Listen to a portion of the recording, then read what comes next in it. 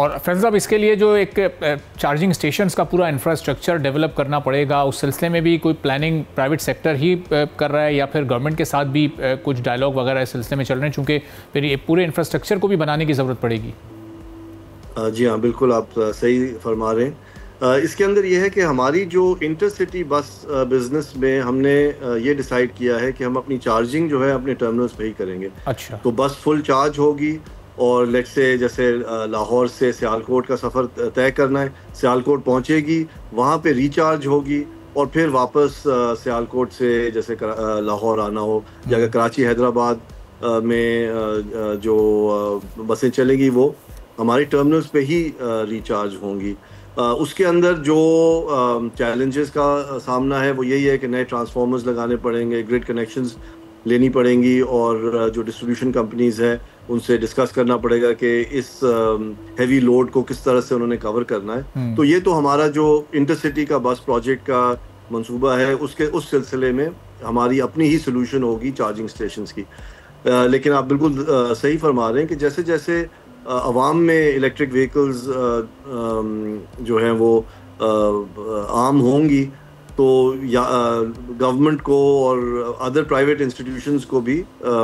عوام کے لیے چارجنگ اسٹیشنز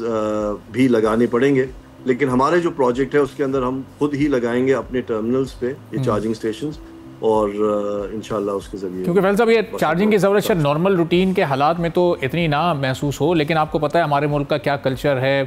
کسی بھی وقت کہیں بھی ٹریفک جام، کوئی خدا نخواستہ کوئی ناخوشگوار صورتحال، اور لوگ پھر گھنٹوں گھنٹوں پھنسے بھی رہتے ہیں، تو پھر یہ الیکٹرک وہیکلز وہاں پر ایشو کریٹ کر سکتی ہیں، چارجنگ کے ایشوز ہو سکتے ہیں۔ اگر کہیں 1 2 3 گھنٹے کا ٹریفک کسی بھی وجہ سے، کسی احتجاج کی وجہ سے جیم ہو جاتا ہے، تو وہ پبلک سیکٹر کے جو پروجیکٹس ہیں وہ پھر اس سے متاثر ہو سکتے ہیں۔ تو کوئی نہ کوئی ایک سولوشن تو اس کا نکالنا پڑے گا پہلے سے۔ نہیں، آپ صحیح فرما رہے ہیں۔ اس کے اندر جو ہمارا جو سلوشن وہ یہ ہے کہ جیسے میں نے کہا کہ یہ بسیں کوئی 250 پونے 300 کلومیٹر چل سکتی ہیں، یہ ہم ان روٹس پہ چلائیں گے 200 کلومیٹر سے کم پہ، تاکہ ہم کچھ ریزرو میں چارج جو ہے وہ موجود رہے گا، اسی طرح کی کوئی انفورسین ایونٹس کو ہینڈل کرنے کے لیے۔ لیکن ویسے آپ کی بات صحیح ہے کہ یہ اس طرح کے چیلنجز آئیں گے ضرور، بٹ